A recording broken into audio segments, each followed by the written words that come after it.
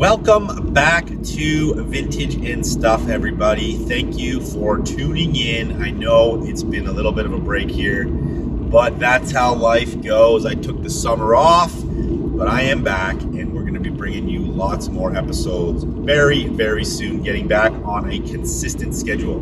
Today's episode, I have a very special guest, somebody who is not directly in the business, but you will get a lot of value from listening to our chat. He is the owner and founder of Backstage Pass Merchandising. That is a licensing company. Anybody in the vintage games knows Backstage Pass. They basically took the classic tour t-shirt and made it available to the masses via malls, gift shops, all that good shit. Some of the best shirts were printed on Backstage Pass tags. And I have the man behind it all on the show today. And he's going to be putting up a bunch of his items for sale after this episode drops. So listen to the end to find out where you can go cop his stuff. Okay, guys, enjoy the episode. Thank you for tuning in. Stay tuned for many, many more.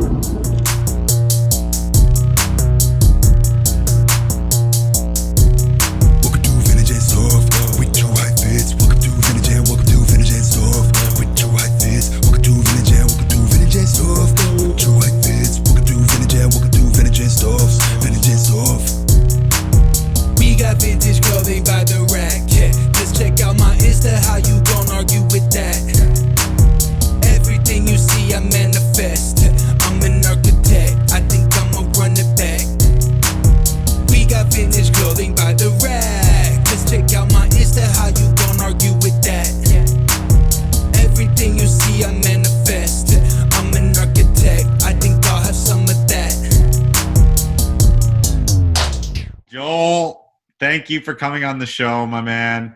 I've heard a lot about you, and I'm excited to get to know you more and learn about your history here. Okay, I'm here. Ask away.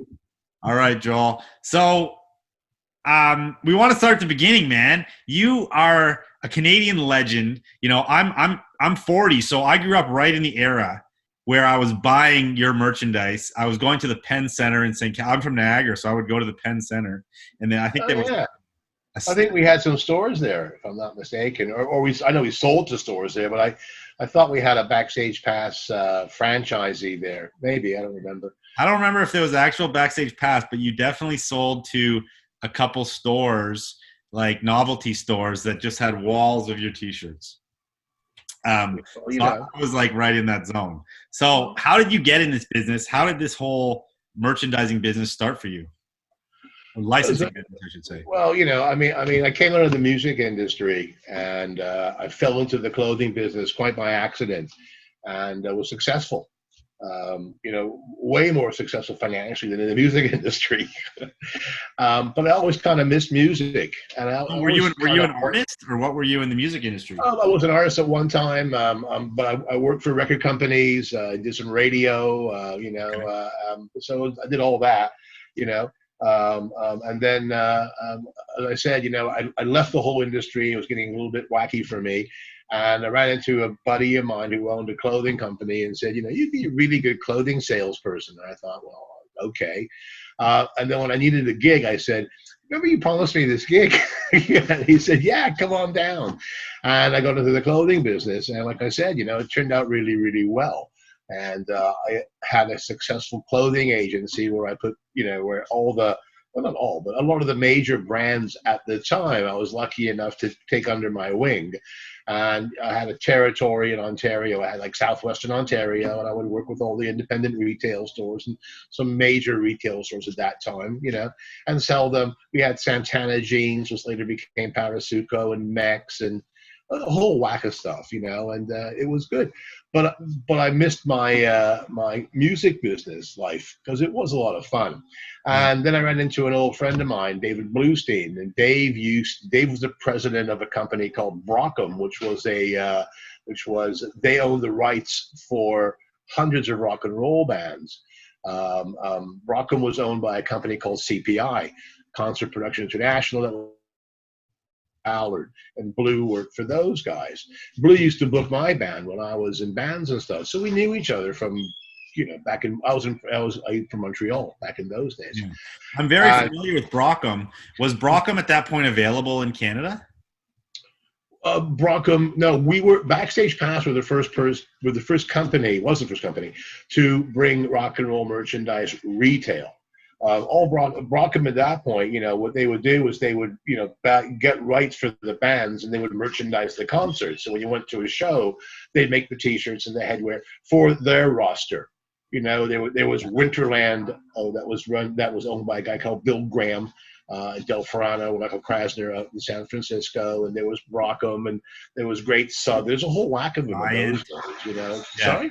There was Giant. Yeah, well, the Giant came much later. Peter Lubin was part of Brockham in those days, and he left.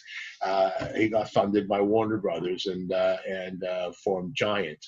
But Peter was. I segued you. Go back. You're telling about your friend who owned Brockham. Oh, I'm getting a beer right now from my friend. Nice. Cheers. Thanks, Dave. Yeah. Anyway, so and I would, he would give me backstage passes to all the concerts, and we would go together and hang out, and hook up with like U2 and whatever the band of the day was. We'd be running around there. And at that time, I had a Zero briefcase, which was the case to have if you were in the clothing or music business. It was one of those like silver briefcases, and they were plastered with all these backstage passes on it. So when you went into a retail shop, they go, how do you do all this stuff? You're selling me jeans and you're hanging out with all these bands, so it was sort of interesting and nice and stuff, and then. One day I was at Brockham, and there was a jean jacket hanging there that said Molson Canadian Rocks Tour 85 or 86, anything, 85. And I said, well, what's that? To Blue. And he goes, oh, we make these, and we get a company called Edwin Jeans, who was our competitor to Santana at the time, and we give them out to clients and et cetera. And I said, well, I make jeans. And he goes, I didn't know. I forgot you do. So from now on, we'll work with Santana. So then they kind of asked me to make jacket like Pink Floyd, for example, were rehearsing at the airport, at the airline hangars. So we made jackets for each member of the band, as a band gift from Brockham and CPI. Thank you for rehearsing here, and I kept one for me. We make for Whitesnake and Alice Cooper and whatever the band of the week was. They commissioned Santana through me to make all these really cool jean jackets, and I'd always keep one, just because I made it for like a souvenir. And whenever I walked down the street wearing it, somebody inevitably would try and buy it off my back, and I kind of went, well, there's a business here, So I went back to Blue, and kind of said, hey, I have an idea. I want to bring these, if at the time, if you missed the concert, you couldn't get this shirt anywhere, unless you bought a counterfeit or a bootleg shirt at the head shops in, downtown Toronto or Montreal, wherever you went for those, or record shops, And I thought, like real fans would want the real thing as opposed to some, T-shirt you could buy on the street for $5. So Blue thought this was a really good idea. I had a business partner. I met a friend of mine. The two of us sat down and put together a business plan. And Blue said, I'm going to introduce you to my boss. This guy's name is Norman Perry. And, I want you to meet Norman. Norman really runs Brockham. I work for Norman. I said, okay. And my partner at that time, Brent, and I went to see Norman and told him, our idea, and we did a whole presentation, and we had a whole business plan, et cetera, et cetera. We had the company's what we call Backstage Pass, and Norman kind of said, this is a really great idea you guys have had, but now that I know your idea, I don't know why I need you. So let me give you $1 for your name, and you can go fuck off. I thought, boy, nice guy, this Norman Perry, and then Blue kind of took me aside and said, look, there's a guy in San Francisco. His name is Bill Graham. He runs Winterland with a guy called Del Ferrano. Well, let me get you his phone number. You call him, So we basically got on an airplane, called Bill, went to see Bill in San Francisco, got on an airplane, um, met with him. Bill was a lot more nicer than Norman was, quite frankly. Said to us, "This is a really good idea."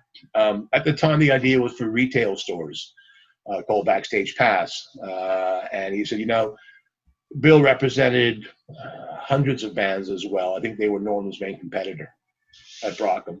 And we said, I can't give you the Canadian rights for a couple of retail shops. I mean, it's a lovely idea, and I like what I'm seeing here, but you have to understand, to give you exclusive rights for a couple of stores is going to be wacky on my part, which I understood.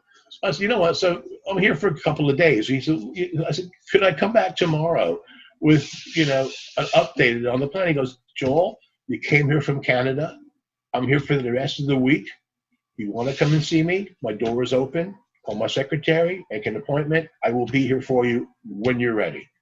So I went back to my hotel. We ripped up the retail pages, typed up, got the business people to downstairs in the business room to type up wholesale, and I put together a whole quick wholesale plan. We were going to get a team of representatives, run around retail shops around the country, go visit the key main, the Bay, Sears, et cetera, et cetera. We put those pages back in, went back to see Bill and Dell. They looked at me and said, you certainly have a set of balls on you. I like that guy with balls. Let's be in business together. And we shook hands, and money was discussed, and we came up with the cash, and we were Winterland Canada. And that's amazing. So it's funny to me, like, you have one plan, you come back 2 minutes with another plan, and it sparks this guy's interest. Because basically, it's called thinking on your feet. I didn't want to say no. I knew that this was going to be something. I figured for sure this would be somewhat successful of an idea, and it turned out to be nice. And that guy's got to trust you, because you're just putting words on paper. He's got to believe in you. I also came up with $50,000 at the time as well. Here's 50 grand in cash. You went, okay, we like you right off the bat.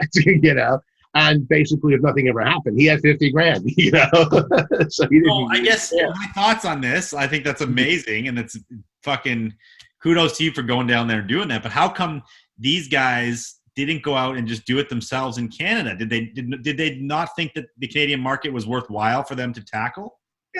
Most Americans don't think the Canadian market is worthwhile to tackle. We're like a pinhole on America's behind. We always have been.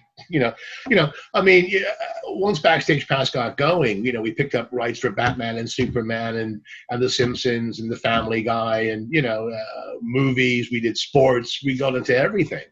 That's because most of the Americans at that time couldn't care less about Canada. Yeah. So opportunity there, guys. It's like that's the big fish in a small pond or small fish in a big pond game, right? Like, well, yeah. In Canada, we were a big deal. In America, we were like nobody. Right? Now in the vintage game, your brand is very recognizable, and everybody knows. So apparently, we're being bootlegged everywhere. I thought that's quite interesting. That's happening for sure. Yeah, Dave was telling me that there's people in Thailand making counterfeit Backstage Pass shirts, which I think is wild. We ran into when New Kids on the Block were gigantic. We were so associated with New Kids on the Block in Canada because we did all their merchandise, and we had the New Kid parents come to our stores and do signings. They had to close down Yorkdale Mall. They had 50,000 kids who came down. We got fined. The police won't take us around, want to arrest us. It was wild. Yeah. But we were so associated with that outside one of the New Kid concerts, we found Brent, my partner, and I were walking, just seeing what was going on, because we were, and there was people selling bootleg shirts outside with the big Backstage Pass logo, and around it the song titles of New Kids. And I was going, well, wait a minute, you should be it's the wrong logo, guys, But we kind of thought that was at that time we were, it was a pretty good compliment that people were counterfeiting our logo and putting it out. It shows you're on the right path there for sure. Pretty well. So I want to know who were some of your biggest early accounts? Like, you guys made this wholesale plan. You come back to Canada. The earliest account we had was the Bay.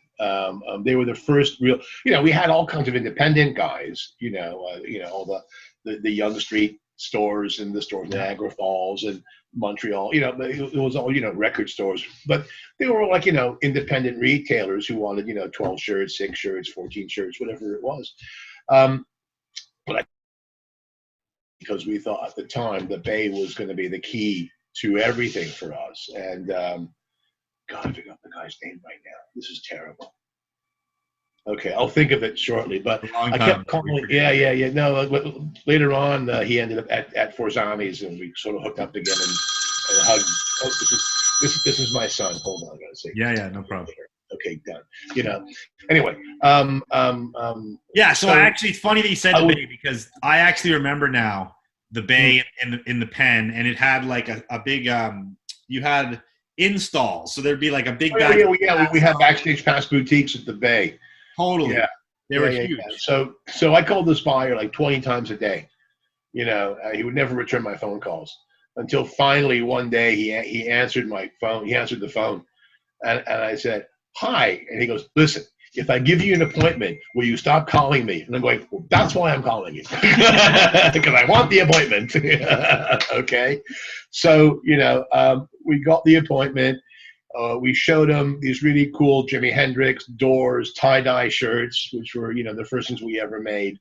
And he thought they were really cool, but he said, you know, we're going to put them in 12 stores as a test to see what happens. Yeah. Well, we had a 96% sell-through in 4 days. Wow. In those 12 stores. It did so well that he thought we went to all the stores ourselves and bought the shirts, which we did for 2 of the stores, you know, which is true. But the other 10, yeah. And then he said, well, you know, I'm going to try this again, but I'm going to go to 26 stores, and we're going to go to Vancouver. So if you are buying them, it's going to cost you a fortune in plane fare. So let's see what happens. And the exact same thing happened. So then suddenly we got the chain. And once we got the Bay, then we got Sears. And once we got Sears, we got Eaton's. Once we got Eaton's, we got every other major retailer in the country. And then we got a phone call from Brockham calling us and asking us if we wanted to represent them. And, so you wanted to distribute their product at this point? Yeah. Well, I didn't want to, because he told me to go fuck myself, right? This is, you know, I wouldn't work with this guy, you know. I mean, plus you're making real margins on your product versus representing him, right? No. Well, it didn't even.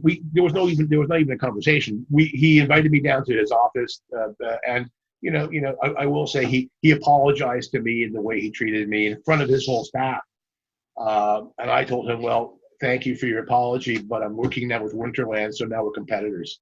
See ya. You know, and he, you know, we tried to have like détente a couple of times, but. You know, Norman and I never got along. I call him Norm. He goes crazy when I call him. Man, good for you. Okay, so this brings me to some thoughts I had about this licensing business, right? So you're partnered with Winterland, where you're paying them because they own the licensing for the whole of North America. Is that correct? Right. Yeah. So what we're doing is we're paying them a royalty of X percentage on the wholesale price. Yeah. And so in the early stages, were you manufacturing T-shirts off of their designs, or were you creating your own designs?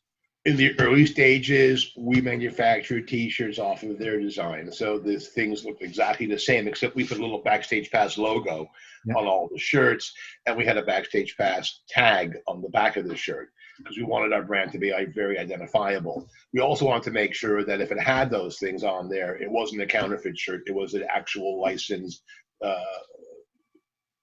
bit of apparel that, you know, any concert fan or fan of the Doors or whatever the group of the day would be proud to own. You know, we made sure the shirts were always good quality shirts. We never brought in junk. You know, we didn't buy those 50-cent shirts. We always got, you know, really nice quality shirts. I mean, it's very evident when you buy a bootleg parking lot shirt. You can tell the difference right away from a licensed shirt. Or from a once we raided, we were doing a Roxette concert, and we raided people outside, you know, who had the bootleg Roxette shirts, and the RCMP and I, we took them. And when you turn the shirts inside out, because the night before Maple Leaf Gardens was Santana, and you turn the shirt inside out, it was Santana. So what these guys did was they had leftover Santana shirts, took them inside out, put Roxette, and we're trying to get $10. We showed them to the guys from Roxette. They asked for them. Like, we have these are great. So the Roxette guys, we gave it to them. I heard. I think the female singer passed away recently from Roxette. I heard that along with the grapevine. But anyway, which is a drag. But yeah, but it was a fun night with those guys. They loved me. They said, "You're great." Only that. So later on in the development of the brand, did you guys start to do your own designs? Yeah, later on we did our own designs. At that point, Bill had, I think he passed away, or he died in a helicopter crash with Stevie Ray Vaughan. And Del Ferrano and Michael Krasner Michael and I, we talked yesterday. We're friends to this day, Michael and I, took over the business. And, and we would do our own graphics, and Del would say, do you like them? I said, yeah, then they're approved. I go, thanks. Because he knew that the stuff that we did was labors of love. That we would never put out shot. In the beginning, they'd have to look at them and make sure that we weren't doing anything untoward. But after a while, they said, look, you guys know what you're doing. Just do the stuff, yeah, that's so cool. So that's so interesting to me too. So, when the bands sign off the rights to their merchandise to company like Winterland or yourself, the band doesn't even have to approve it at that point. You guys literally. Well, the band does approve it, but I think Del at that point was either so powerful, because he was so tied into this whole thing that if he assured the band it was good, the band trusted him. Yeah, okay. Like Del now runs a company called Epic Rights, and I think he's partners with Norman in Epic Rights. Interestingly enough.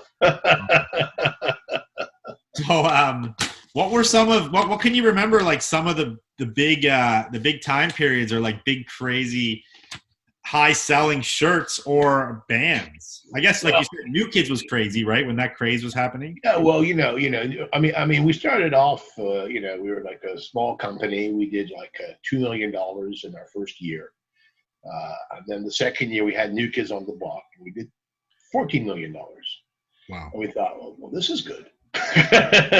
This is very nice. And I just went on from there, But after New Kids was like that, they lasted a couple of years, and then of course, what goes up must come down, and so we went from 14 back to 4, but New Kids was really big for us. I was lucky enough to get South Park before South Park really happened. A very good buddy of mine, Debbie, we used to work on a project called Biker Mice from Mars, which was a ripoff of Teenage Mutant Ninja Turtles, and we became good pals. And she ran into Matt and Trey, who did South Park, and they were showing her this Christmas videotape that they had sent out to the industry. And she sent it to me immediately and said, I think there's something that you want to do. I'm with these guys right now. Go to the airport right this second, get on a plane, come to New York, sign this, trust me. And I trusted Debbie, and I did that. And we got South Park for like a pre-war handshake. And, it became even bigger than New Kids on the Block was for us. So South Park, do you guys have Backstage Pass tags on South Park tees, or was it branded differently? Yeah. No, it's Backstage Pass. Okay, yeah. I've never seen that, and I need to find that now. They're there. Great. I just showed Dave. I have found in my basement the. You gotta tell him with the Cartman. Yeah, in my house, in one of my houses, we ended up building a Cartman pool thanks to the money I made on South Park. In the shape of Cartman. Shaped like Cartman. Oh my God, that is an epic ode to South Park. I need. Listen, we owed him something. But in my basement, we just had a huge style guide from South Park filled with all the CD-ROMs, and and it's about like that big, that thick, so. Which you could sell on Vintage if you want, because I don't need it anymore. We don't do it anymore. Sounds like a collector's item to me. So so can you disclose what was your best year ever? South Park. Really? Without a doubt. And can you tell the numbers or what? Let's say, New Kids were 14, South Park was substantially more than 14. Okay, crazy. Yeah, that was very good. South Park was great. That's a Well, surprise to because people to hear. I was a South Park fan. well, no, well, South Park basically appealed to everybody. Where New Kids had, younger children, younger kids. The average New Kid fan was 12 to 14 at that time. Now of course they've all grown up, and and I see New Kid on the Block Backstage Pass T-shirts going for hundreds of dollars because just like I'm a big Beatles fanatic. I'll go out and buy a Beatle thing for hundreds of dollars because they were my childhood. And when you look at boy bands, New Kids was like the first to kind of put boy bands on the stage. Oh, And, absolutely. But and we had New Kids, we had NSYNC, we had Backstreet Boys, we had Britney Spears, we had MC Hammer, we had Paula Abdul. Every band in the '80s of any consequence, we represented for Canada for all their merchandise. So you put them all together, they were all good. But I mean, for me, when we got the Beatles, that was, these guys were my heroes. And so how did that play out? And that's way after. So you're creating merch now. They're done at this point? This is like way after they're done. Oh yeah, but listen, it's 2021, and they're still releasing Beatle records, and still, the Let It Be movie is coming out again, and yeah, Ron Howard did a movie a couple of years ago, the live tour movie with look, it's 50 years later, no, it's very relevant. The whole world still loves the Beatles. It's timeless, totally relevant. So how did you get that licensing? Did you go directly, or did you get that through? At that time, we went there. Well, no, there's a company in San Francisco called Determined Productions, and we went to Determined and got the license from Determined for Canada. We already had Winterland in our pocket, so we were able to get that rather easily. And then I went back to Winterland and said, "Look, you guys got to get this away from Determined. You guys got to have this for you." And then we, basically devised a scheme where they ended up getting the Beatles over at Winterland, which was good, and then I'll tell you one nice thing that the Brockham did for me in 1989. Brockham had the merchandising rights for Ringo Starr. Well, my great friend David Fishoff, now my great friend David Fishoff, I didn't know him then, but David put Ringo's All-Star Band together with Ringo, and he toured it, and Ringo was my hero. I was a drummer and I wanted to be Ringo Starr, and so they arranged a personal meeting with me and Ringo. And for that, I have to give him credit for that, because he those guys at Brockham did arrange all that stuff for me, and I did get to finally meet my idol. And then in '92, we got his rights, and then Ringo and I actually became friends, which for me was lovely. That's pretty nice. Well, it's nice to sort of be pals with the guy who was your hero when you were 7 years old. Yeah.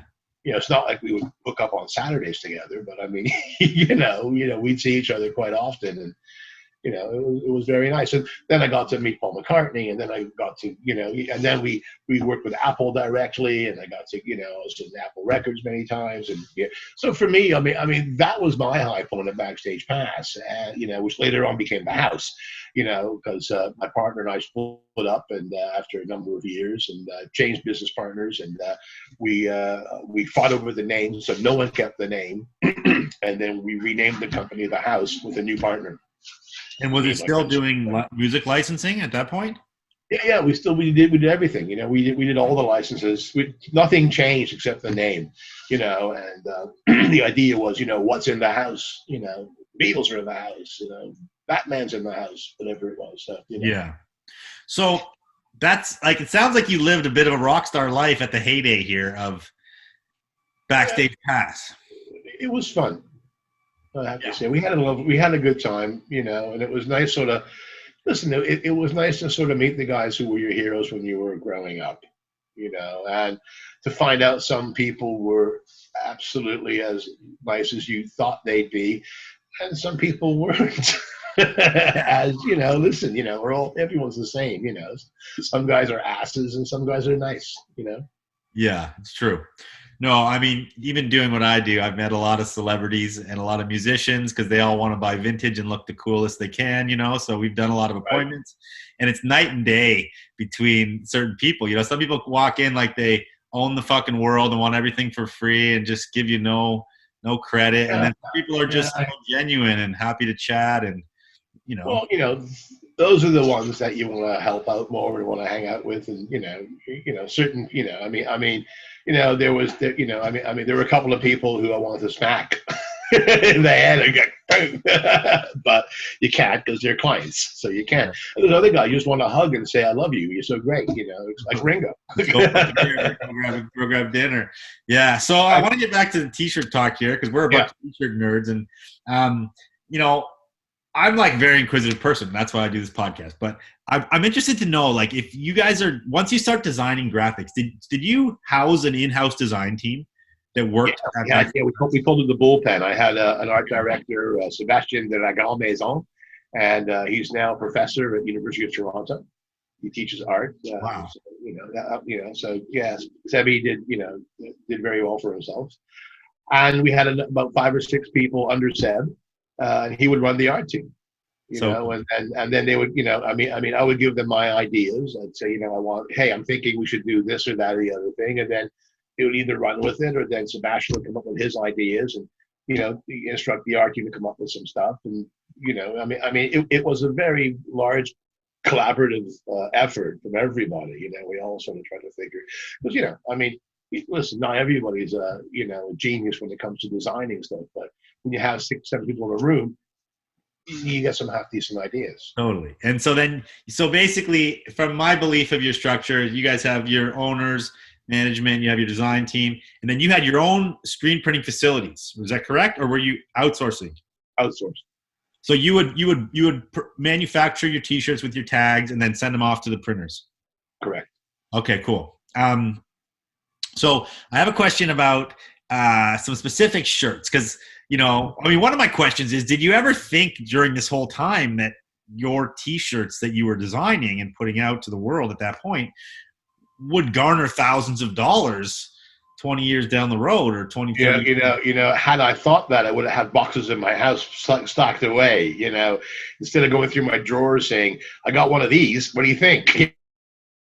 Who's here right now, So no, I never would have thought that, but also, when you make something, you don't think, and you're selling it, at least for me, I never thought it would, I collected records, I was a big, I collected Beatles memorabilia. So I kept our first Beatles t-shirt, and I have the film for the first Beatles t-shirt that we ever made. So, nice. In theory, I could repress them, but why? I wouldn't do that. But so I kept that just because it goes into my collection of Beatles stuff.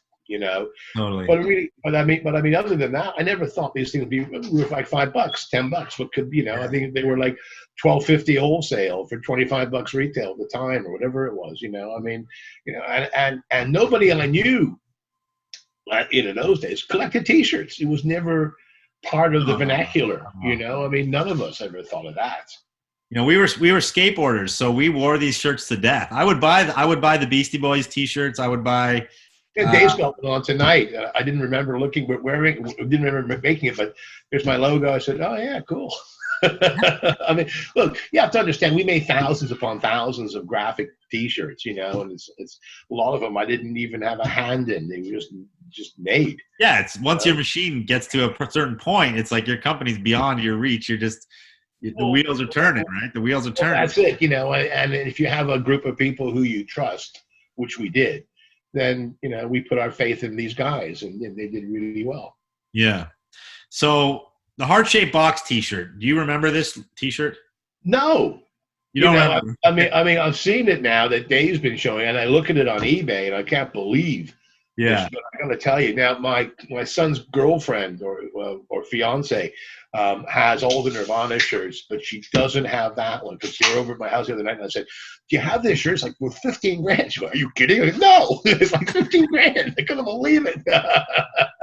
But no, she has all. They were huge Silverchair fanatics, so they have all the Silverchair stuff, And, that's cool. Silverchair's an Australian band, right? Yeah. They love Silverchair, and they have a bunch of the Nirvana stuff. I know my middle son still has. We made Nirvana hockey jerseys. I know he still has that somewhere in his drawers, and also that probably just has the big smiley face on it or something.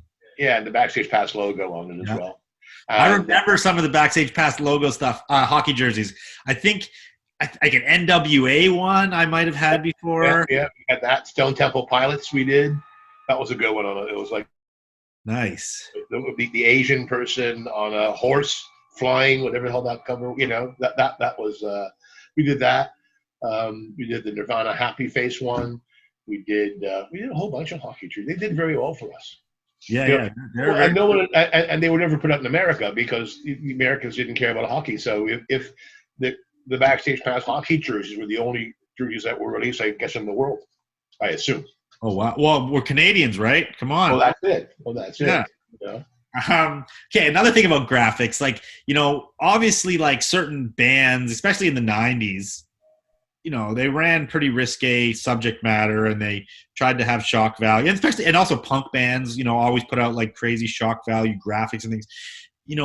Was there any point in the evolution of your brand where, there was backlash for certain graphics? Yeah, the worst thing that ever happened was a Sears, of all places. We put a Led Zeppelin 4 shirt in there. So it was a wizard, and around the wizard were the 4 logos of, like, on the Zosso album, the 4 album, right? And it did really well at retail. So they put it in the Sears catalog. We had a whole Backstage Pass page in the Sears catalog, and that shirt was in there. And then somebody in Alberta or something said that those logos mean kill the Jews or something like that. And I get a panic phone call from the buyer at Sears saying, "What are you doing to us?" I said, "No, I'm Jewish. What are you talking about? I wouldn't do any of this stuff at all. You're nuts." So I had to run to a library and find out what these crazy logos were. And then I found out that basically they were Celtic priests' logos. Okay, so back in the 1400s or whatever the hell the year was at the time, the Celtic priests, how they signed their names were this way. Jimmy Page was the first guy to find this thing. He thought it was really cool, and then Robert Plant and John Bonham and John Paul Jones, they all wanted their own graphics as well, and that's all it was. When we had like about 5,000 or 6,000 shirts at the catalogs at that point, and they all came back to us because they wanted nothing, controversial. When Madonna, we did a dress line, we did a whole Madonna clothing line. She was doing very well for us, and then the sex book came out, and she took off her clothes. It was over, because anything controversial, any of the major retailers didn't want to associate themselves. She had a movie called like where she goes into all these details about her sex life and everything. She had this book, this like silver book, and when you turned the pages, she was naked in it, and all, et cetera, et cetera, et cetera, which was very titillating at the time, and is sort of I understood what she was doing, but her fan base at that time were like 12 years old and 14 years old, and mothers were still buying the clothes for those kids, and mom isn't going to buy anything for a woman who's taking off her clothes or running around the streets or posing in sexual poses as she was doing in the sex book. So our sales went from hero to zero. Yeah, it's so wild. So you've mentioned it a bunch of times in this already, that exact thing where your business is riding on the popularity of the things that you're licensing at the time, right? So 100%. So yeah, which is a bit tough as a businessman, I would imagine, because you're scaling and your business is going like this over the years. Absolutely. Listen, I mean, the worst mistake I ever made was I turned down Mighty Morphin Power Rangers. I was in Las Vegas at a licensing show, and I was approached by the licensing team for the Power Rangers. This was before it came out, and it turned out that Debbie Young was the agent. I think it was named Debbie Young, and her father was Nat Rader, who played at my bar mitzvah when I was 13 years old. My parents had Nat Rader, the orchestra. Yeah, it was like a small. That was her married name. It was like a small world. So we when we both found out, she said, "Okay, listen, it's kind of kismet that we met. Take me up to your hotel room. I want to show you this videotape. There's a VHS. I've got this new project. I think it's going to be fantastic. I think that you would be wonderful, and for it, and I certainly want to work with you. And I said, okay. So we go up to my hotel room. We put the videotape in, and I'm seeing the Power Rangers, but they're flying around with strings attached to them everywhere, and I'm thinking, this is terrible. Now, I didn't have the foresight that they were going to remove the strings from the show, and nor did she tell me that. I thought it was going to be a show with people flying around with strings. And I thought, Debbie, it was great seeing you, lovely meet, but go away from me, okay? And, they kept persisting, that I do this, and they finally wrote me a letter saying, we really want to do this with you, et cetera, et cetera, et cetera. And I just turned it down. And one of my competitors picked it up and did about $100 million with it. Wow. Yeah, and then I framed the letter and put it in my office, and every time I thought I was God, I read the letter. I said, I'm a putz. That's your motivation. Don't fuck up again. You're like, another deal comes to you, and you're like looking at that letter. Maybe I should take this one. Maybe I should take this project. Yeah, but there's other projects that I took, and it went nowhere. Because the way licensing works is, you have to give them an offer. Okay, so let's say I want Batman, so I go to DC Comics or Warner Brothers, and say, I think that we can do $2 million in 1 year with Batman, and they'll say, okay. Yeah, if they don't have somebody already, they'll say, okay, well, if you can do that, I'll tell you what, the license is going to be like 15% off of your wholesale price. Let's say it's $10. Okay, so it's $1.50 of every shirt goes to Warner Brothers. That's how that whole thing would work. Yeah. And if you're saying it's $2 million based on 15%, that's $300,000 in royalty that you have to give to us. We'll take $150,000 now when you sign the contract. Yeah. And in the 12 months, if you don't earn out the other $150,000, whatever you don't earn, you owe us. Really? So if you commit to $2 million, you're still paying that commission regardless. If you don't sell it, you're still paying it. Or you or you go there and you fall on the ground and you play please, please, please. Which happened twice. Even when you're getting to a level that you guys were at, because you guys were big shit in Canada, pretty much number one. There was in music anyway. We were number one in the music, and we were the number one music guys. There were other guys out there who specialized in sports and specialized in movies, specialized in television. We were like, peripheral players in movies and TV and sports. I mean, music was our forte. Yeah. So we had so we went after every music license there was. So people at some point, did people just start coming to you and say, just take our thing, without asking for huge checks? Yes. Okay, that's when things get a bit smooth sailing, because you're like, you've hit that point where people know you're going to deliver and they trust you. Yes and no, but I mean, listen, at the end, but the industry changed. I mean, we opened up in '86, and Backstage Pass closed in '97. We closed. My partner and I split up. I remember January the 27th, 1997, and the house opened up February the 1st, 1997. So the same place, new business partner, Brent's gone, and I have this guy Steve now as my partner, and that lasted until 2011 when Steve retired, and then we sold the company, and that was that,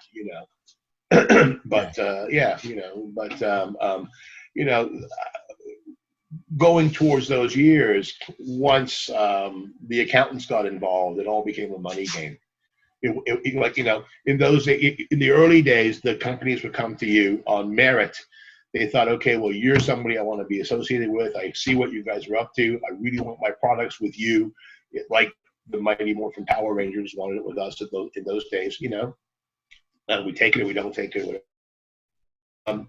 But later on, no one cared. It was like, now, hi, it's $500,000. Here's the deal. You want it or not? And it just became a giant money issue later on. Yeah, and I like you said, some of those will hit you out the park, but some of those will be dead in the water, and you're still paying out that money. Exactly. And you're putting that money on the table. Like with Power Rangers, like it wasn't even on TV yet when you got brought in. No, yeah, but neither was South Park. When I got brought in, South Park was nothing at that time. It was just an idea that these guys had. which is why, and I saw there was this Christmas tape that I have on video. I'm sure you can find it on YouTube. It was the original South Park tape that Matt and Trey sent along to all the movie studios in the U.S. to try and get the project signed. It was absolutely hysterical. You watched it, you were on the floor crying. It was like 10 minutes of just giggling all the way through. And when my friend Debbie called me and said, "I'm with these guys. They showed me this tape. I think you want to be involved. Trust me, it's right up your alley." And we got it for, like I said, almost like a handshake pretty well. And it became gigantic. So, so there were a couple of these things that happened, but, as I said to you later on, it just ended up becoming a giant money game when the accountants got into it. And I think that's, for my listeners, I just want to point that out, because I think when you look at the licensing game, you're like, well, it's easy. You license a band. If the band's popular, you make a shitload of money, but it's not that easy. The hard part of this business is, like you said, is making those calls and putting out money on things that are unsure bets and having to. It's like you're gambling. At the end of the day, you're gambling, And the other side, the agent, they're all salesmen, because, they get a percentage of what they bring in. So, so let's say you represent Group X today. You come to me saying, "Hey, Joel, you're with Backstage Pass. Group X, we're going to be number one. We're doing this, we're doing that. Give me $100,000 up front." And you'll have the rights, but agents typically make around 30%. So so if I sign for $100,000, they get 30 grand of it. Then the band gets 70 of it, and that's how so everyone gets a piece of the action. So everyone's a salesman, Yeah. When it comes to us, we're the end user. Well, not really. I mean, the retailer's the end user, but if it spits on the retail and we have too many items that don't sell through, they're not coming back to us that quickly. "Hi, you guys, everything you sell sucks. Go away." Did you ever do retail deals where you told people you would take the merch back if it didn't sell? In the beginning. Yeah. In the beginning, I think that's how we got into the Bay. We guaranteed that it would sell well, and and after it flew out the doors, we didn't have to do that anymore. I think the store in the Pen was called the Neat Store, if I remember correctly. Sorry. I was racking my brain, because it was literally like. Could it be the It Store? The It Store. Yes, it was the It Store. Yeah, I remember those guys. Yeah. So did they have multiples around the country? Yeah, I think they had about 50 or 60 It Stores. Yeah, it was an It Store. Totally. That store was awesome. Well, there you go. All right, man. So what happened with the breakup with your partner? Was it a sour thing, or was it just separate? Yeah. You want to do something? It was like a divorce, shit happens, and stuff went down the pike, and unfortunately, the two of us split up, and I don't think I've spoken to him since then. We never. I think once we said hello. Partnership is hard. Business partnership is very tough. You have to be with someone. The person who I replaced Brent with, I guess you could say, and I are still friends to this day. Even it's 10 years after we closed up the company and sold the company, and we still chat on the phone. So certain partners are hard, certain partners aren't. Yeah. I guess it all depends on the demeanor of the individual that you're working with. And it's just like a marriage. When you're 17 years old, life is great, or 20 and you're married for the first time. But when you get to be 40 or 50, everything starts to change a little bit. And everyone goes their own way. And that's what happened with Brent and I. When we first met, we were great pals. We put this together, and it did very nicely. And then we each had different ideas on how to run things, unfortunately. And you said that you guys deaded it, and you did not sell the name. You didn't sell the name. You actually just closed Backstage Pass as a company. Yeah, we closed it. We could, because he wanted it, I wanted it. So it's sort of like, well, no one has it now, and that was that. Which, I think that seems crazy to me, because your company was worth money. At the time, everything was going downhill, and we're fighting and we're screaming at each other. And I think the two of us just wanted to be rid of the name and the company and everything else, just because, days, and and suddenly when you have anxiety walking through your front door of your own company, it's not a lot of fun. It's like I didn't want to be there. He didn't want to be there. We both didn't want to be there. And I wanted at that point was, it's like when a band breaks up, it's the same kind of thing. I mean, everybody has different ideas. I listened to an interview with David Crosby the other day on Howard Stern. And, he doesn't talk to Graham Nash, Neil Young, or Stephen Stills. They won't talk to him, And these guys were partners and friends for so many years. And now they're in their, 70s and they hate each other. Yeah, that's the way she goes sometimes. Exactly. So did you walk away from Backstage Pass with a bit of a nest egg? Did you? No. I mean, Backstage Pass, basically, I reopened Backstage Pass under a new name 3 days later. So really, I mean, it was all your staff, all your assets, all your connections and licensing deals moved over. They all stay with me. Yeah, they'll stay with me. Like that, I mean, so what happened was I had called up my friends at Winterland, and I said, look, it's like a runaway train. We can't stop this.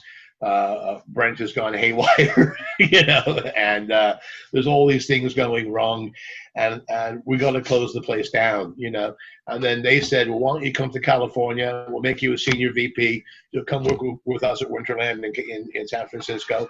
You're one of us anyway, et cetera, et cetera.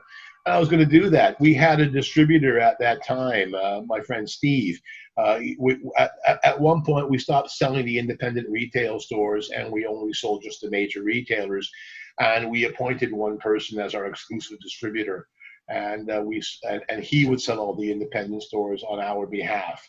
And he would buy enough goods from us that we gave him a reduced price on the goods, and he was able to make a lot of money on his side by selling all the independent stores around the country, which suited us fine. Totally. So I took him out to dinner, and I said, look, the company is closing down. The two of us, we no longer even speak anymore. So I'm going to California to be a senior VP over at Winterland. We've been very good friends. You've been really good to me. I think I've been very good to you as well. I'm going to transfer all my properties over to you and just give them to you. And I'll watch over you from San Francisco. And it's sort of my gift for you being so great to us all the way through. And he said, well, look at, why don't you and I do this together?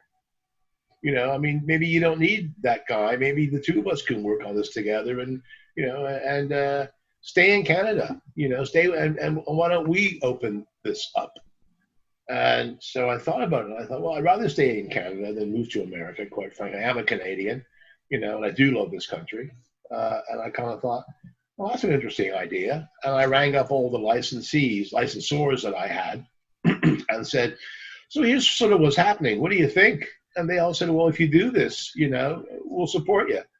No problem. You've always been honest. You've never screwed us. Everything has been great with you, so if you could stay in Canada, why don't you? So then I rang him up again. I said, let's do it. And then we shook hands, went to a lawyer, signed some papers. Backstage Pass officially closed down. And 3 days later, the house opened up with pretty well the same people, same licenses, one less partner. Yeah. And this was 1997, right? Yeah. Yeah. So I have a question. So I don't think I can recall seeing the house merchandise. And I'm sure I have because I've seen so much product. But do you have some old the house merchandise? There are a couple of shirts that Dave found. I have an old Coldplay shirt. It's with the house logo. We have an old Beatles shirt I found with the house logo on it. But we didn't merchandise. Hang on, we didn't merchandise the house like we did Backstage Pass. The house was more quiet, because there was all that turmoil that had just happened. So I didn't want to come in and go, look at us, we're here, I mean, because at Backstage Pass we had publicists, we were in the newspaper a lot, we were in the gossip columns a lot. We were kind of like minor celebrities in the country. I remember I would walk down the street, people would honk their horn and go, hey, Backstage Pass. I go, hi, kind of, the T-shirt guy, it was kind of funny, but it happened often, I remember we had one night I was leaving the office, and there was some guy sleeping outside. He wanted to meet me. It scared the hell out of me. I jumped 50 feet in the air. What the hell is this? I mean, I'm being robbed. He goes, no, man, I want to meet you. And I'm like, hi, don't kill me, et cetera, et cetera. I just didn't want to have that happen going forward. So I thought it would be a lot better just to, just do the properties, just do the licenses, not really publicize the house as Backstage Pass was.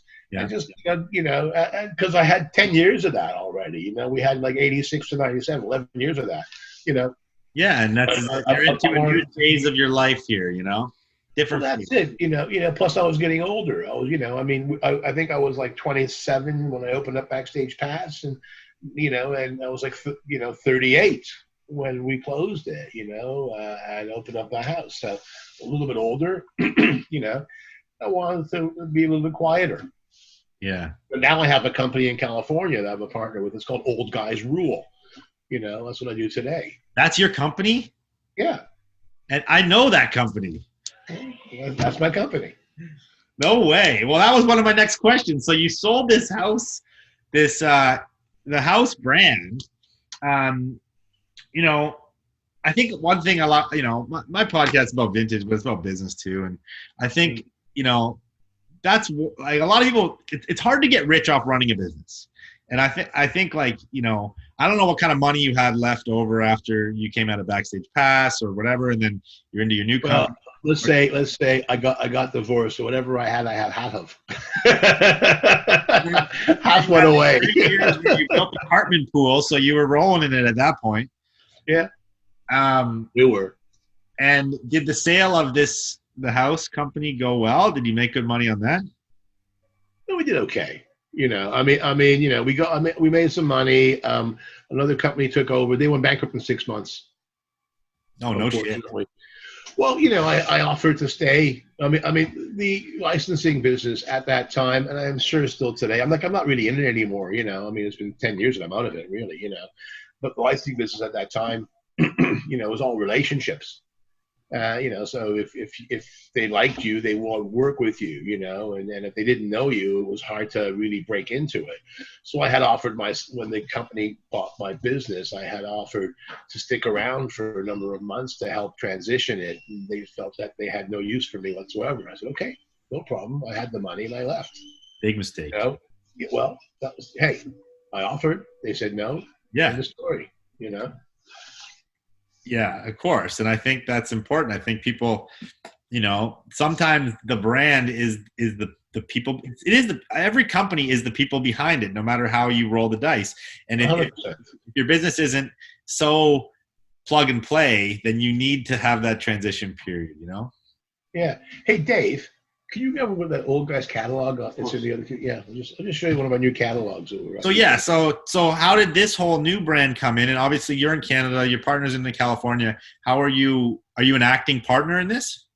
Or I was prior to COVID. Then I got locked down, So I'm acting on the telephone for a couple of hours a day with my business partner. But I retired for a while. I became a consultant. I ran. Hold on. What? Oh, in the basement, in one of those shelves. Sorry, Dave's asking me some questions. Where was I? Yeah. So I became a consultant, and I ran some licensing for other companies. I would sign a 1-year contract to be the president of licensing for companies in California, for companies in Canada, for other companies. And I would run the business. When you say consulting, they bring you in because you're an expert in knowing how to navigate this world. Exactly.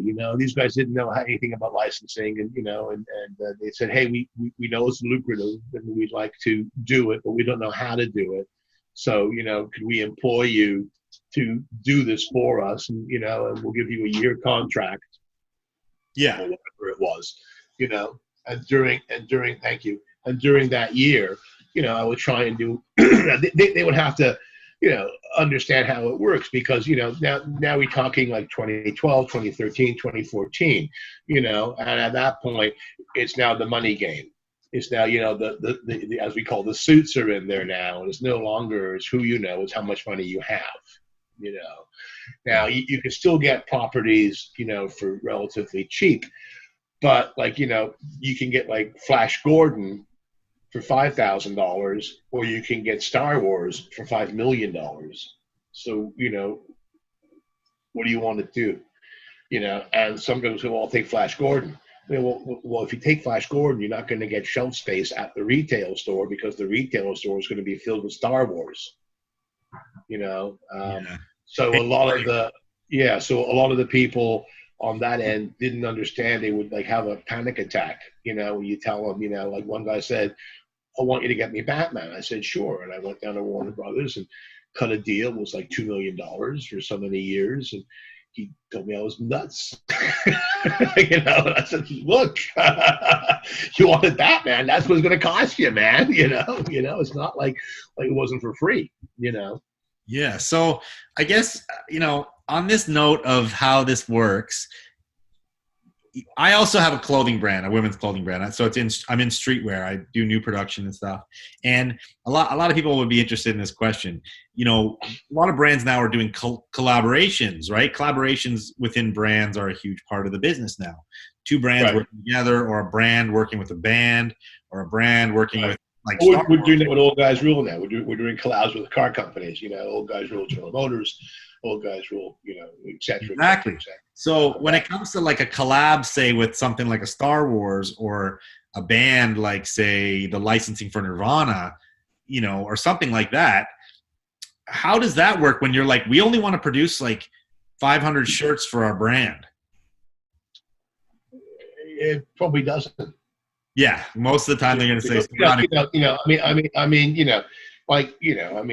you want some small property to do this with you, that's fine.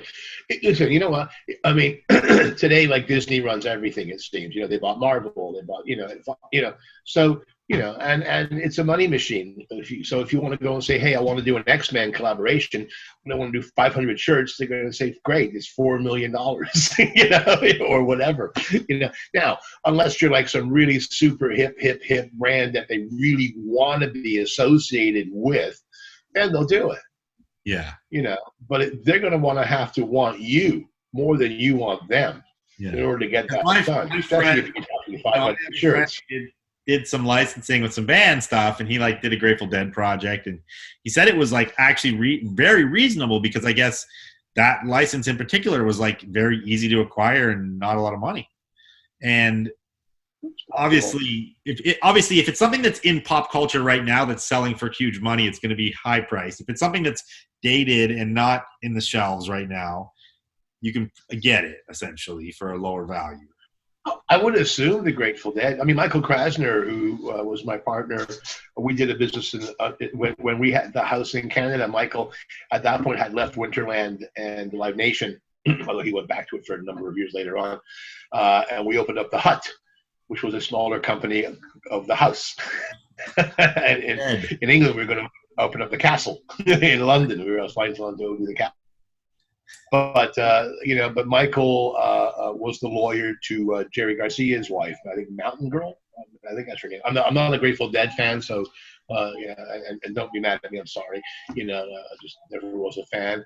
You know, but he worked with the Dead very closely. So that's a question for Michael. He would probably know, because I think he still works with them. I don't know.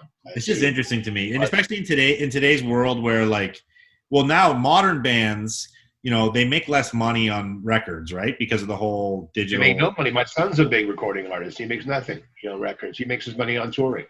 But yeah, but they still get something from this that company that makes everybody pay for music, and then they divvy it out evenly between all the bands. Oh yeah, well they're well, you know what? He'll have 1 million streams on Spotify. He'll get a check for $18.50. You know, I mean, come on. Yeah.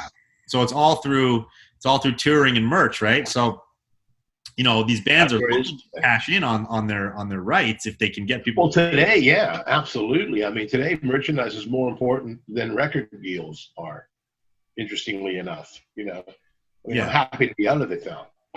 It was a giant fight all the way around. That's why you see Kanye. You know, he's putting out like his merch as like a full design cut and sew clothing line, basically, not just like T-shirts anymore, you know, and really trying to cash in on. But Kanye is a real big deal in America. He's got a huge following, so he could do that. But the Odds or some other band, they can't do that because they don't have that big of a following anymore. They have a couple of hits and a couple of T-shirts, and then that's it. The label drops them after the third single doesn't hit. I'm not saying the Odds right now. The first thing came to my head, and then they work in the garage or do whatever they can to earn a living going forward. Yeah, it's a tough one out there.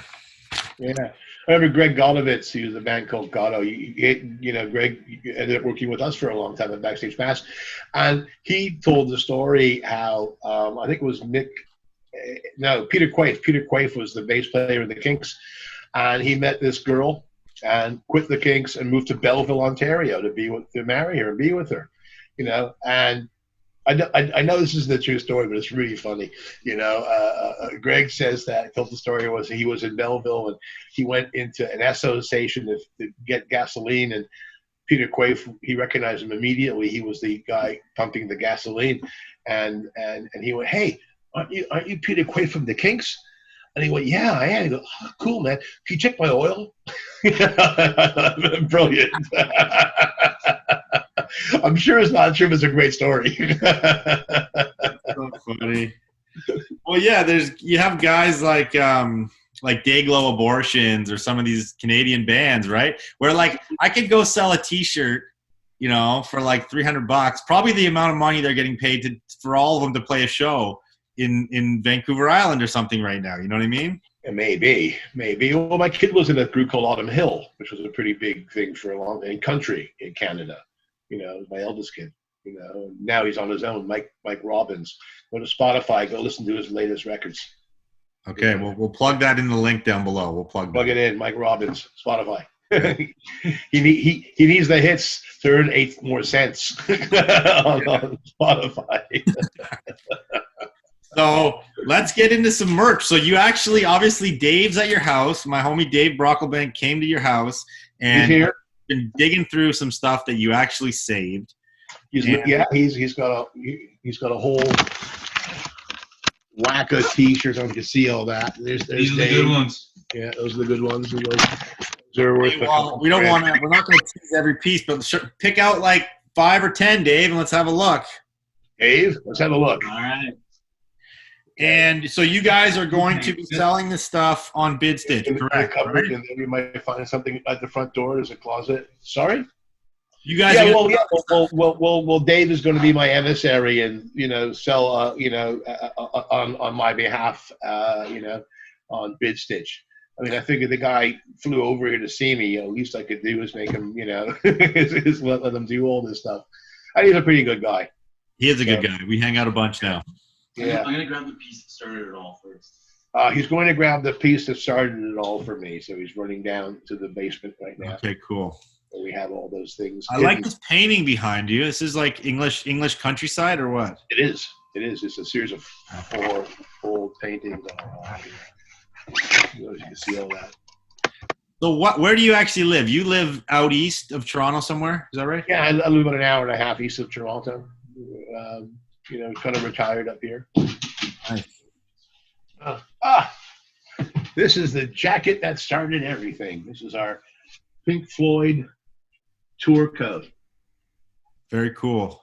Yeah. So what year? 87, 88? Nice. Yeah, 87. So the band. Oh yeah. So this is Brockham. You cool. Can see it. It's a Brockham jacket. Classic acid wash. Yeah, made by Santana, which is at that time I was working with Santana. So here's the Santana logo on the back of it. So how this whole thing came about is, I told you earlier about that story about the jean jackets. So now Pink Floyd's playing in Toronto and they're rehearsing at the airport. And Blue said, "Hey man, why don't we make these jean jackets, and give each guy in Pink Floyd, something special, and we'll give them their own." At that time, acid wash and the Sherpa lining were like, really hip jackets in '87. Okay, Santana at that time was also a really super hip company. company. You know, if you were Santana, if you had a Santana, you know, people like when the brand later moved to America and became Parasuco, they were, you know, the rap songs, people were killing themselves over the brand. It was insane. Sal just pulled out of the U.S. He couldn't deal with people, you know, getting hurt over wearing jeans, you know.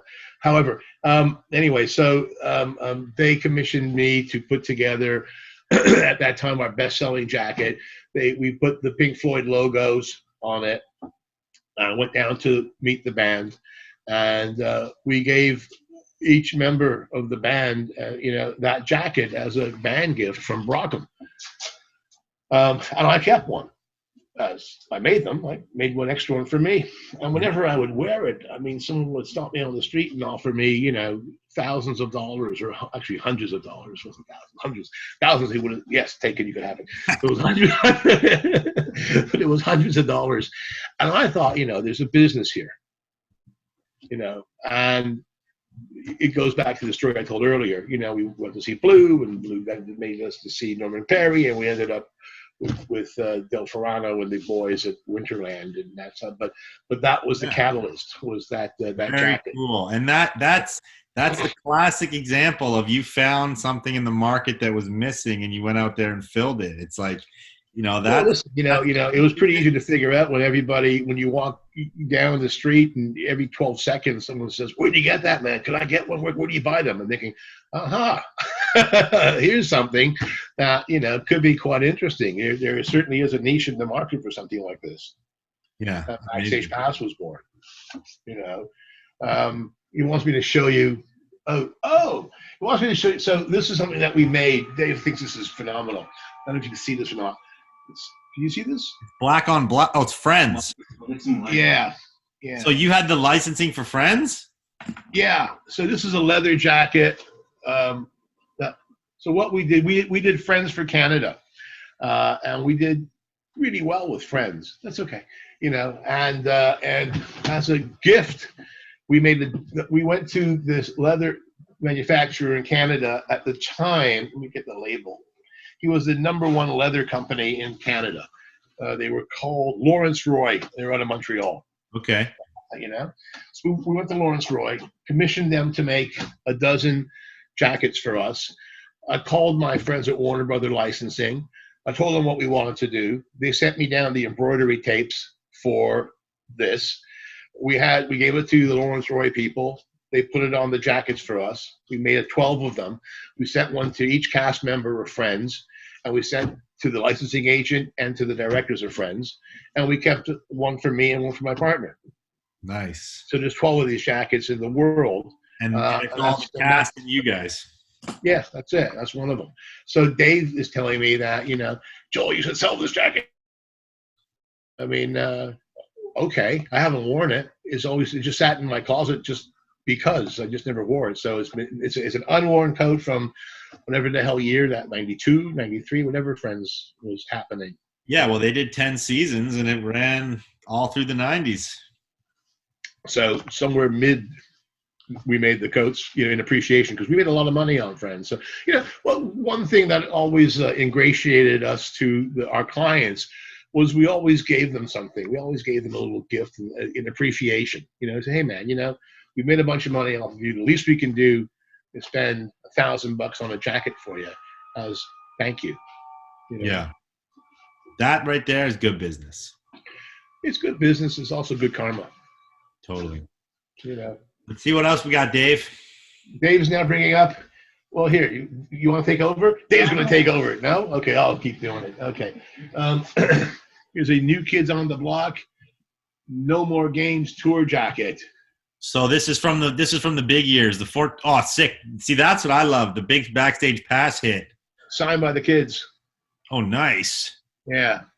So, you know, we see it's screen printed though. It's not actually signed. Okay.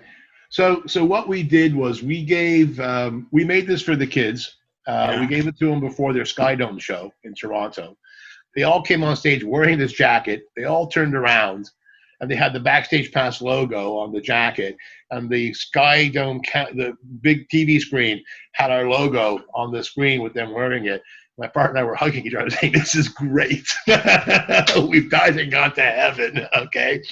And that's when we planned to have the new kid parents at our store in Yorkdale in Toronto signing autographs. So Donnie, who later we became pals with, good pals with Donnie, he came out and he kind of said that,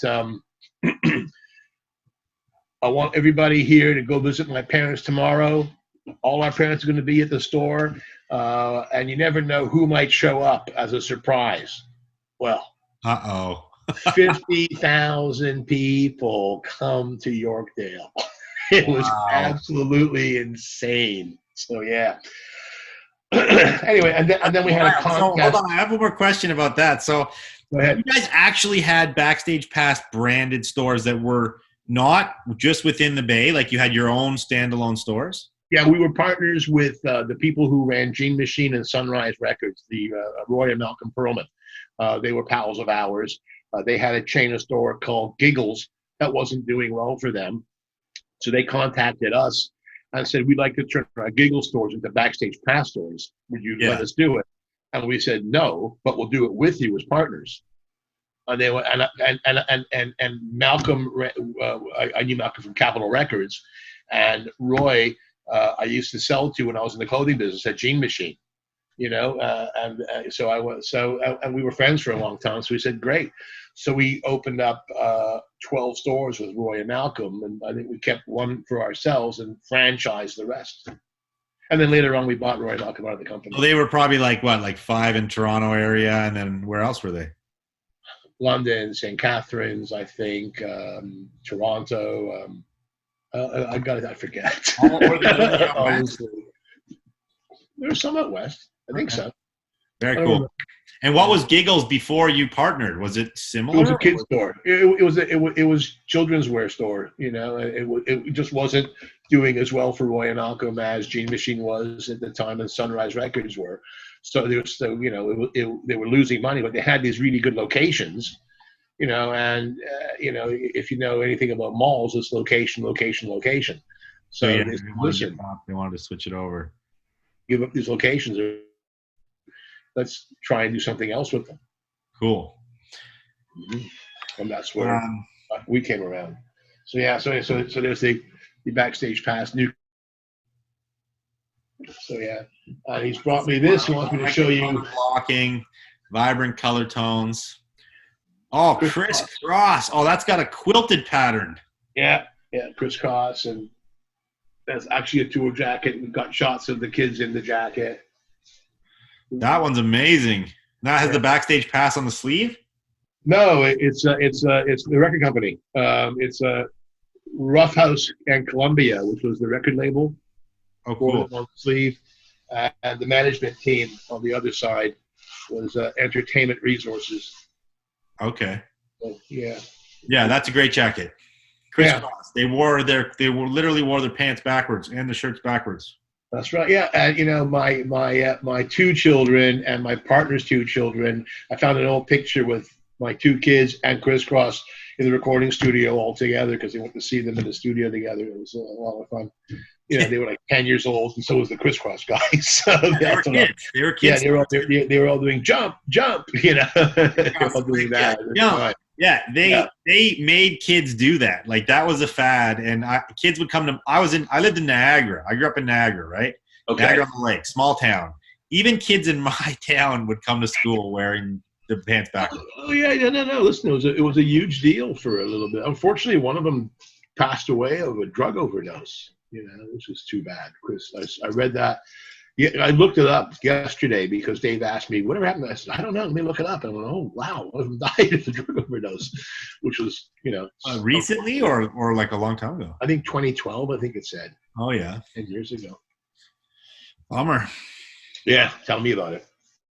Okay, what's next on the show and tells? Dave? Let's show some. Okay.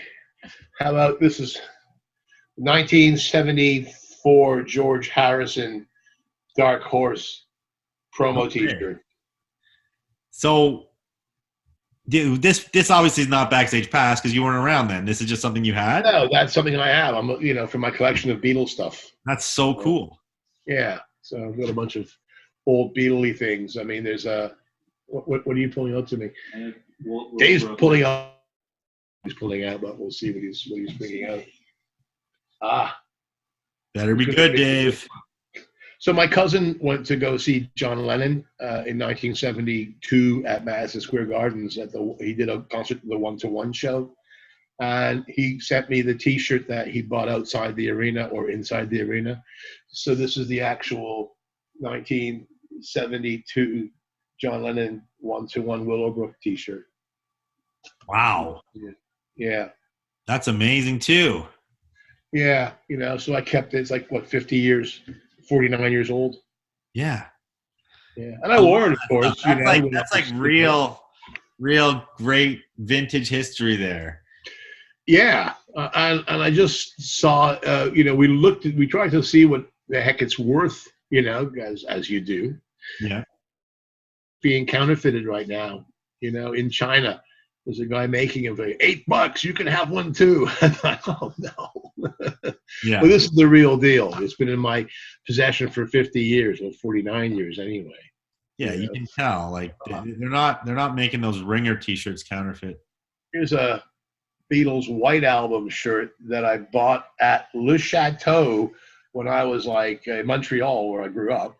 There's the Beatles on the sleeve when I was, I think, 12 years old. They had this at Le Chateau, and I said, "Oh, the Beatles." So you're 12 years old in what year? Well, I was born in '56. I'm 64 years old. So in 1968, whatever the hell year I was, I was bar mitzvahed in '69. I was 13. So yeah, that's crazy. So I didn't even know Le Chateau was that old, and that shirt is super cool. Well, and this one that you're showing me. So a buddy of mine, well, when we had our stores, we ran into a guy out of Chicago. Yeah, well, it's reversible. It is. It's burned into it. Okay. Who came up with something called Wizard Wash, and what it was he had these chemicals that you would squirt on jeans. Let's see a pair of black jeans, and each squirt bottle, like a mustard bottle, would be a different color. So we would sit there in the building and squirt jeans. They were for sale at our Backstage Pass stores. And you'd have these jeans with like wacky stripes, black jeans with yellow, red, blue, green stripes down it. And it was sort of like burned right into the fabric, and it would dye the fabric that way. And then he decided, he could take that same way and burn it into a T-shirt. And we were playing with John Lennon. This is a full John Lennon T-shirt where it's just, I'll show you the inside, it's just burned out right into the garment. And he called it Wizard Wash. Called it Wizard Wash. Yeah, I don't know whatever happened. Not just bleach or something? It's kind of a bleach, but I mean, here's kind of, but this is a one of one because we were sampling it, and that's why it puts sample only, not for sale on it. Oh, no, that's so sick. It has that right on the shirt. Oh, yeah. You didn't want to get in trouble with it. That is so epic. So what tag is on that shirt? Can I see the tag? Nothing. Well, no, it's a Fruit of the Loom tag. It's just a shirt. Great. Yeah, well, people love that tag. But I got a question. So was that done with a stencil or like a screen still that you? It was a screen, yeah, that one of our artists came up with, and they did the screen, and we took. He did it all. I mean, really. I wasn't there watching it, but it came up with it and said, "Hey, Joel, what do you think?" And I thought, "Cool shirt." And then here's a different sized one, where it's smaller as opposed to the full. But I mean, it's an amazing graphic. The detail is spectacular. Oh, it's. But again, I think that's very relevant, and yeah, and it's the only one in the world. That's even cooler. One of one, or two of one, or two of two. Sorry. Well, they're each different sizes, so they're each one of one. Yeah, you can get a matching set. So that's the stuff that Dave is going to be selling on my behalf, I guess, on your site, as well as we did about 100 T-shirts. I've collected Beatles stuff my whole life, and a good friend of mine, Jim George, had a company called Trevco in Detroit, and Trevco had the American Beatle license. Because in America, unlike in Canada, where we had to be exclusive, you had a number of people because you had a much larger country, so the brand, so the these things weren't exclusive. There were a couple other guys selling stuff, so Apple would license not only Winterland, but they also cut a deal with Trevco, and they would do their own. And the Jim would send me all their shirts that they made because he knew I would appreciate it. And I always kept them. I never wore them. I just put them in a box and put them away, And this is like from 1989 through 97, So we had about 100 of those. Oh yeah, and here's one. This I got from George Harrison. This is a Dark Horse record T-shirt. Yeah, I know it well. And this I bought outside the Montreal Forum in 1974 when I saw George play there. Wow. Yeah. So, it was like $5 outside. But I kept it, all these years because I bought it. It's my George Harrison T-shirt. Yeah, you got great shit, man. You've got some really cool stuff. So you guys are going to be posting around 100 pieces on BidStitch, which I'm super excited. Dave will be doing all that. Sorry? Dave's going to do it for you, right? Right. We don't know what date. We don't know a date yet, right, Dave? Not date. No. I'm home on the 28th. You suggested the other day that we wait a bit for not to do it on the opening drop or the opening day. Yeah. So whatever. I'll make sure you let me know when to post this, and then the date will be in here, so you guys will be ready to go when this comes out on the air. Okay, cool. And I'll show you. Here's what we're doing now. That's Old Guys Rule. That's our new catalog. Yeah. And it's sort of like, if you know the brand. Yeah, I've seen it. You do like surf and hot rod and car kind of stuff. And exactly. Yeah, we're about 2,000 stores in the States. And in Canada, I've licensed it to a good friend of mine here in Canada. And Ken has it in Cabela's and in Bass Pro and a bunch of other retailers around the country. I'm not quite there yet, to tell you the truth. I'm not quite there yet, but one day I will be me. I am. When I'm 64, this is it for me. I'm 64 now, so yeah. Well, that's the evolution of a real T-shirt man. You've been in it. You've been in it for your whole life, pretty much. Yeah, pretty well. And then we took over this company in 2018. So my partner Eve and I. So cool. Eve used to work with me in America when I put together sales teams in the USA. She was like my number one go-to person, and we were very good friends. And her husband and I are pretty good friends, And when I was offered the Old Guys Rule brand for the USA and Canada, there was no one. She was the first person I thought of, that I could do this with. And I called her and said, "Hey, what do you think?" And she said, I've been looking for this brand. It's unbelievable that you're calling me with it. And I said, well, there you go. It's Kismet. And we shook hands over the phone, and I flew into California. We hugged and signed a deal and cut the deal with the Old Guys Rule people, and away we go. Were you looking for work, or were you just kind of semi-retired? I was semi-retired but bored, and I flew down to Las Vegas. Twice a year they have now it's once a year they have the licensing show, and everybody who wants to license something shows their wares, so I went to see, maybe I'll go back in licensing, let's see what's happening, and I went down to Las Vegas and I'm at the show, and one of the people behind the Old Guys Rule booth was an old buddy of mine that I knew more as an acquaintance from other shows. When you go to shows, you see people every year, and suddenly I hear my last name, Rabinowitz. I go, hey, and he's telling me what he's doing, and we started chatting, and then I tell him I'm doing nothing. I'm looking for something to do. And he said, well, why don't you join us as our licensing agent? And you could help license this. So, you could sell it to a car company and a shirt company, this, you know what I mean? Yeah. And I thought, yeah, I would. So I've never been an agent. I've always been the guy working with the agent, so I thought it'd be fun to go on the other side. And after a couple of months of the agent, I kind of thought, well, I'll just buy this thing. I'll do it myself, and we made them an offer, and they kind of said yes. And I called Eve and I said, hey, what do you think? And she said, great. And here we are 3 years later, and it's, we had a rough year with COVID. But we're having a hell of a year this year. It's been touch wood, as we say. Yeah. very strong. So yeah, it's been Well, okay. good for you, Joel. I'm you. happy for you. Thank you for coming on this show. I'm super excited My that pleasure. I got to learn more about this Canadian legacy that you created with Backstage Pass. Okay. And I'm stoked that you're going to drop all this product on BidStitch. So I can't wait for this to Well, happen. listen, I hope it's going to be great for everybody. You know, it could be a lot of fun, and hopefully it'll all work out well. Okay, we'll end the episode there. Thanks again. All right, man. Cheers. Thanks for listening to the episode, guys. Much appreciated. Definitely subscribe to the podcast, subscribe to the YouTube channel. Please share this with your friends. It means so much to me. And if you want to support me in any way, you can go check out my Patreon. Links are all down below. And definitely go shop BidStitch. There's so much good vintage on there right now. It's crazy. There's steels, there's hammers, basically and everything in between. If you want to sell your product, go sell on there. It's $9.99 with zero commission fees, like no other vintage site out there, period. That's it. See you guys on the next episode.